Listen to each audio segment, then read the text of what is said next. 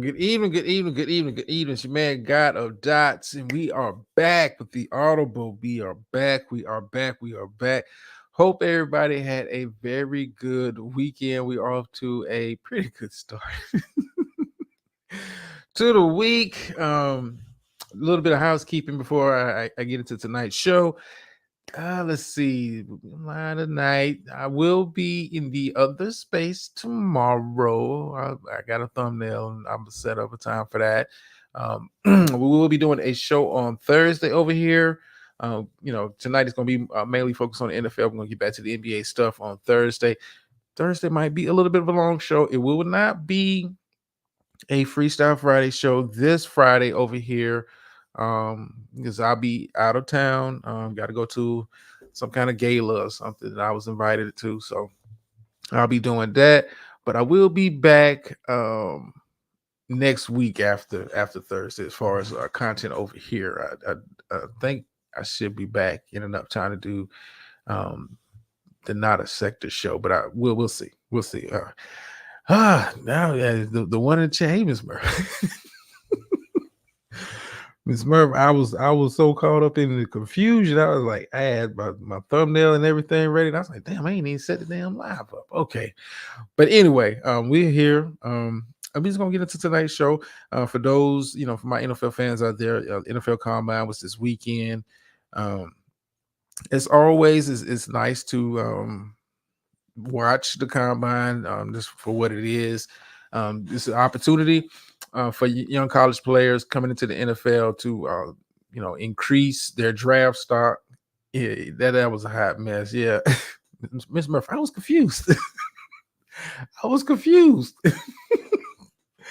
I didn't know what was going on. I saw the title like everybody else. It was just like captivated. Like, what is this? Like, what is going on here? Like, I'm lost. I needed someone. I needed a translator. I needed some context. I didn't get it, and since it's just the few, the proud, the many over here. This is what I think would happen. You got timed out. Did it warrant all of that tonight? I don't know. I don't like. I was confused. We'll talk about that a little bit tomorrow. But I was lost in the sauce. I was lost in the sauce. But back to the NFL stuff. NFL Combine is an opportunity for college players to increase the draft stock, give scouts an opportunity, team management, general manager, owners are there. The NFL Combine is you're so focused on what's going on the field, not realizing the Combine is like officially the start of NFL free agency in a sense, because you have all the agents in town representing their clients that's in the Combine, representing their clients that are currently in the NFL. It's kind of like like I said, the unofficial start to NFL free agency, even though teams and players can't negotiate contracts during this time period until free agency actually starts. Like I said, everybody is in town in Indianapolis, from owners to general managers to head coaches. Everybody is there for to participate and watch the Combine, interview players and that kind of stuff. So this, a Combine is an opportunity for players to increase their draft stock. What I'm starting to see in regards to the NFL Combine is not holding as much weight as it used to. And the reason why I think that is because a lot of the top players, guys that know, hey, I'm going to get drafted fairly high. I'm, top 10 picks. You don't really see those guys outside of maybe some position players. I'm namely talking about quarterbacks. You don't see them participating in the Combine. They may meet with some teams. They may, do some interviews with some teams. But other than that, you don't get to see them display their skills in the drills that are there. And it kind of takes away from the whole event, because, the Combine for college players was the end all be all, because that's when you had all eyes, you had ownership there. It was your opportunity to meet with general managers, really get your first deep dive into the NFL. And like I said, all the top NFL prospects were there. What we've seen in the last couple of years is like some of the top prospects, and like I said, mainly quarterbacks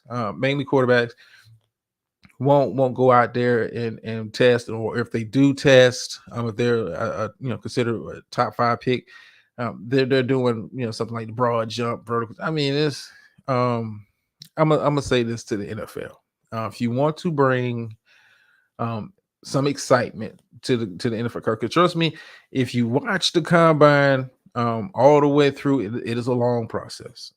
It's outside of um the guys running the 40, it's not much excitement unless you like a die-hard hardcore fan that just loves that kind of stuff. I think what the NFL needs to do, and I've been kind of thinking along this line for a number of years, instead of having the guys out there in t-shirt and shorts, put them in pads. I mean, because that's what they'll be performing in. That's what they'll you want to see what you look like with pads on. How fast are you? Shout out to Xavier Worthy, wide receiver, made himself a lot of money, setting the record for the 40-yard. But what does that look like in pads? How much does that speak? Because we've seen too many guys in the NFL combine running super fast 40 times and get to the NFL and can't run routes. If there's a cornerback, can't cover worth of nothing, doesn't have the ball skills to go along with that speed. I mean, this is just the highlight event for the combine. I'd rather see the guys do it in pads. I mean, that's just me. That's my own personal thought. I think that'll bring a little element of realism to it. Now, if you want to get them to do the drills, maybe t-shirt, shorts, okay, maybe. But when we're talking about how fast is a guy moving, and teams put stock into your 40 time. You can be even an offensive lineman. If you have a poor 40 time, it can hurt your draft stock. And guys, once the college football season over, get with owners, get with these performance sports groups, and they really practice to excel in these drills, and none more so than the 40. I just think, hey, put those guys in pads. Can you really run 4.2? Does your 4.2 speed translate in pads? Too often than not, it doesn't. When you're looking at these guys, like, oh yeah, he can fly. I'm looking at players such as a John Ross, who previously held the record in the 40. Is barely hanging on in the NFL as it is. And kudos to him for doing that. I mean, but the first thing you think about when you think John Ross is his game breaking speed. I'm just hey, put the guys in pads. And I would say this: if I would make it mandatory for all NFL prospects to participate in at least 1 or 2 drills during the combine. Because like I said, the combine itself is supposed to be a marquee event as far as the NFL offseason goes, because you have the combine. The next biggest set of events is for league wise is the draft. Have those top guys come in, and if they're not going to run, hey, at least throw the ball around. And I get it. A lot of these guys wait to their pro days because they're more familiar with the atmosphere, the location. They're more familiar with the players that they're throwing to or participating in the drills with. So that familiarity makes it helps ease the tension. I'm just of the mindset, hey, it's fine to still keep doing pro days, but I think all NFL prospects, man, should be mandated. Hey, you want to get be draft eligible, I guess, at least participate in one of the events, because it sells tickets, it sells the product. And understanding as a player, you're coming in, and you're supposed to be marketing the product. You're supposed to be selling the product. Hey, this is the future out here on the field. Get out there. Let me see Caleb Williams throwing the ball. Let me see what Drake May looks like with the pocket presence drill. Like let me kind of see, because a lot of people, casual NFL fans, even though they may watch college football, it's a lot of teams, there's a lot of players to try to keep track of. I don't think anybody, normal people, and I would say that I consider myself normal, is not going to really sit down and watch hours and hours and hours and hours of game tape on every single player that is draft eligible. Too many goddamn players. Too many. I can tell you in the games that I've seen, some of the top prospects, the guys that jump off the screen to me, and that kind of stuff. But I can't sit here and tell you, what Dallas Turner did Roll Tide. I can't sit here and tell you what he did against Appalachian State or something like, because that's not a game that I will be sitting down and watching and really focusing in on the player.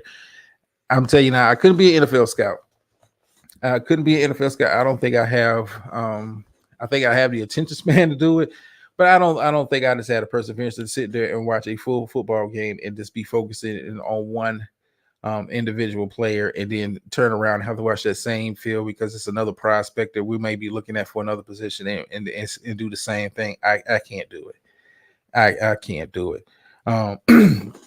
Also, like I said, you had to play on the field, you have the combine itself and the events and all that. And it's as usual, it's a pretty good show. It's not something I would want to sit through the whole way through it. And trust me, I didn't. If it wasn't one of the marquee events or one of the marquee skill position groups doing the drills or whatever, I wasn't tuned in. Sorry, not sorry. I'm not watching offensive linemen run through their drills. Not. I'm sorry. It don't excite me. It's not for me. It's not must see TV. Now I will watch. The wide receivers catch balls. I will watch the quarterback throw balls. I will watch some of the defensive back drills. Because it's more entertaining to me. But yeah, for the most part, nah. You just kind of like pick your spots with the NFL Combine.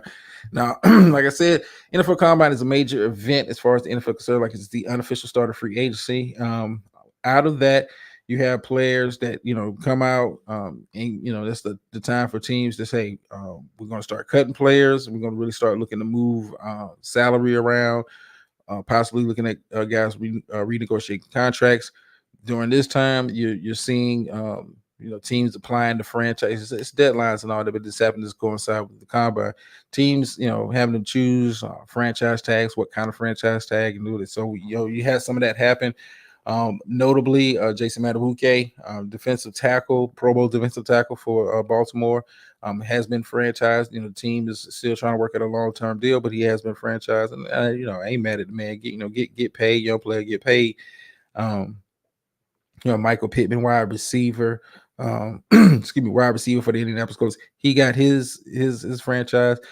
What I was not surprised about this particular NFL offseason. We saw the signs over the years, and we really saw the signs last year. I'm talking about the running back position. It is devalued.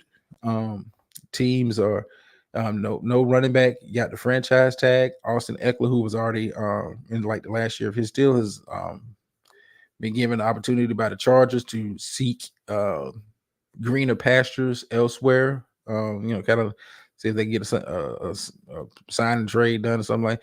The NFL running back position has become devalued, and I'm surprised, but not that surprised, that none of the top running backs that were available to possibly hit the market got a franchise tag. And I'm kind of like looking at you, New York. What are you going to do with Saquon Barkley? I've had this discussion on this channel before, especially with a brother of Sunday. Shout out to him. Sometimes as an NFL team, sometimes you got to keep guys in-house. You got to keep them part of your team because they help the culture. They help by their presence being on the field. Like it's not always about numbers at certain positions. Sometimes you got to look beyond the numbers and look at the impact the player is having on the team. I'm looking at Saquon. Stat wise, it was a down year. But your starting quarterback gets hurt. Offense kind of takes a step back. Offensive line is not as good as it was the year previously. You're out there with a no-name dude at the quarterback position. Was it DeVito? So I wasn't expecting Saquon to put up crazy numbers, considering the level of talent that the Giants got. But I mean, we gotta take a serious hard look at what's really going on with the running back position. Is as important as it is to have a good quality running back. I think the days of having the superstar bell cow running back are over. This is not how the NFL is. Most teams run they have a starter that's going to get a bulk of the carries, a bulk of the touches. But a lot of them have that running back by committee approach, and there's nothing wrong with that if that helps you. Um, to be successful. And every team's not going to have a Christian McCaffrey. Every team is not going to have a Saquon Barkley. Um, every team is not going to have a Jonathan Taylor. I get that, but um, it pays to have a good quality running back in that backfield, a guy you can count on for at least 15 to 20 touches, 15 to 20 solid good touches a game. It does a lot for the rest of the offense. So much emphasis is put on the quarterback position, and rightfully so. They're the guys that they handle the ball more than anybody else on the field. But you don't have a quality-ish run game, you're not going far. You're not going far.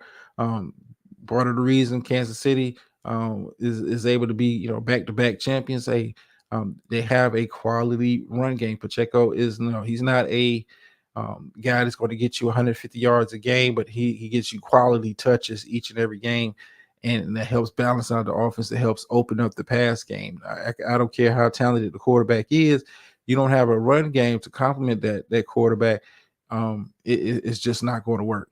It's just not going to work. Buffalo had to find that out the hard way last season. The season prior to this one, when Josh Allen was the leading rusher. You can't have that. You can't have your quarterback being the leading rusher thinking this is a recipe for success. It doesn't work like that. So I'm looking forward. We will be doing as soon as free agency officially starts. We will be doing a show on the free agency period. Who's moving, who's staying, who's getting what. I expect, as usual, teams have a lot of cap, and see with the NFL.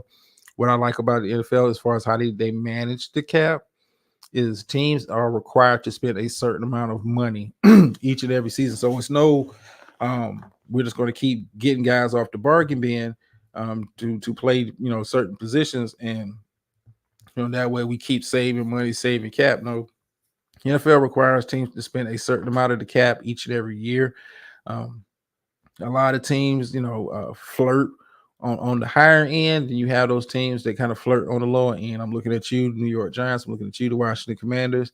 The teams don't always seem to have buku's amount of cap space each and every year. It's meant to, hey, you have the money. We want you to spend the money.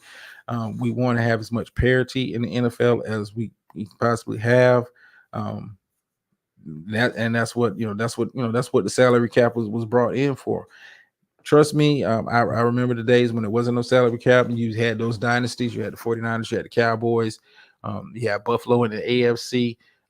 That was running things for a long time because it wasn't no cap. As soon as they brought the cap in, it brought a lot of parity.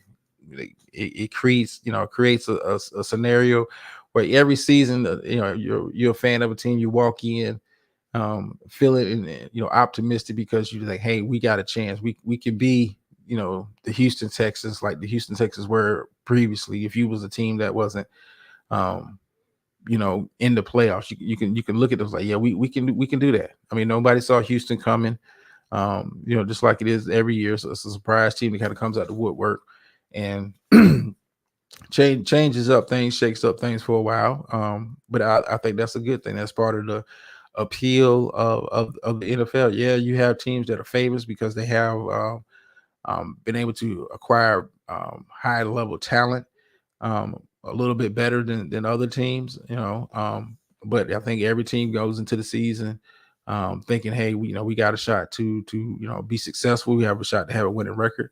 I mean, you look at the New York Jets last offseason. Hey, they brought in Aaron Rodgers. People were talking about the Jets being in the conversation for best in the AFC. One injury changed all that, but they come back into this new season with the healthy Rodgers, and it's going to be those same expectations that they had last year. Hey, they got a top defense. You bring in Aaron Rodgers, he's able to perform at the levels Aaron Rodgers is known to perform at. The Jets could be right back in the mix for conversation of the best team in AFC. That is the beauty of the NFL. That is the beauty of the NFL. Now I'm just going to do a little bit of NBA commentary, and then we're going to get up on out of here because I want to kind of get my stuff together. And playing out the rest of the week. Like I said, I will not be doing a show if you're coming in late or catching it on replay. I will not be doing a show on Friday in either space because I will be out of town. I will be going to a gala, a function. I'm gonna have a good time. Then I'll be back. Be back home sometime on Saturday. So I should be back in time enough to do the non-sector show with the homie. But and we'll be back to our regular schedule come next week. I watched what was it? What was the game? Celtics and Warriors. Celtics. I've watched them a couple times this season.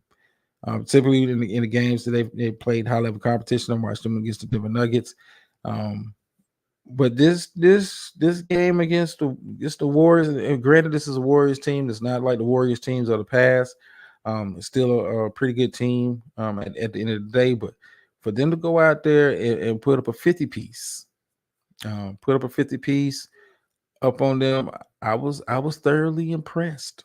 Boston has this look, and I don't know if it's the maturation of Jaylen Brown and Jason Tatum. Maybe it's the effect of bringing in a Drew Holiday, a guy who has won a ring, bringing in Kristoff, who changes how they play offense and defense. I don't know what it is. Boston just has that look like, hey, we're ready to not only make it to the finals this time, we're ready to take care of business. We'll see what that looks like as the season kind of goes on, but I think that was a very good display by Boston Celtics by blowing out the Warriors. But now I look at the flip side of that game, and I look at the Warriors, and it's like, for me, it's watching the end of a dynasty. Watching the end of a dynasty. I mean, Steph is still playing at an elite level. Steph is still playing. If they had a better record, you can have Steph in the conversation for MVP with the season that he's having. But this team just doesn't look the part. This is not the Warriors team we've seen over the past decade. I mean, eventually, dynasties fall. Eventually, dynasties falls, and I think that's what you're watching with Golden State. Golden State look like they had no business being on primetime. They look like they had no business being on the court with Boston. Granted, like I said, Golden State is still right there in the mix for playoff positioning in the Western Conference. But when matched up against elite teams, it's levels to this. And Golden State, outside of Steph Curry, for me, just doesn't look like it's going to reach those levels of expectation. You're looking at the end of a dynasty. I expect Klay Thompson to be gone after the year. I don't think they're going to be willing to pay him the money he's seeking. Draymond is locked in. Steph is locked in.